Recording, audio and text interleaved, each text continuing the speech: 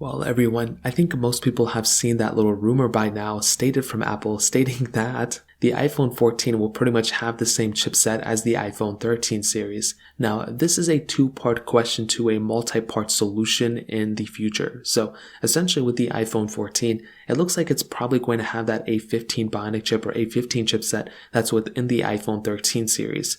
So it kind of puts these iPhones in a weird position because when you look at something like an iPhone 13 Pro, that may end up being a better phone in pretty much every single area than an iPhone 14. So very soon we're going to be, if these rumors are true, we're going to be in a position where our older iPhones are probably better deals and just better phones in every single area than the newer iPhones. If you think about the difference between an iPhone 13 and an iPhone 12 Pro, besides all the battery degradation stuff and everything like that, the iPhone 12 Pro, if they had the same chipset, would be the better phone in every single area. There is not an area where the iPhone 13 is better. Maybe the cinematic mode option, but even those specific features, what Apple is stating, are really dependent on the chipset that's within those phones. So if Apple is creating a phone, right, and if it has the same chipset as before, what better differences are there that you could go and upgrade to besides the chipset? You're getting the better increase in speed, but you're also getting the better increase in software as well.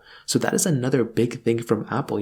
They have to kind of go ahead and break this thing down for themselves. Are they going to go ahead and create a phone that's pretty much almost the exact same thing as the previous generation with the internals and with very little differences on anything else? Then if that's the case, then the older iPhone is going to be the better option here. In that situation, I would much rather have an iPhone 12 Pro, for example, than an iPhone 13 if they had the same internals. Now, there's still going to be differences in the battery life and all those other things, but if Apple's claims are true with all the battery claims they've been doing, the chipset has a lot to do with the battery life you're going to be getting from a phone. I personally don't think so, but from using Apple's logic, why would you want to go ahead and pick up the same phone with the same chipset? It wouldn't even be an upgrade in any way. You look at the 12 Pro, the thing has that triple camera setup with a LiDAR sensor. It has better build quality, and if it had the same chipset, you're getting the same performance, but you're getting more RAM on that phone. With the iPhone 14, let's say in the future, if it's the same thing as the 13 Pro, whatever, it's the same exact case. You're going to be getting 120 hertz on that iPhone. You're going to be getting a way better build quality,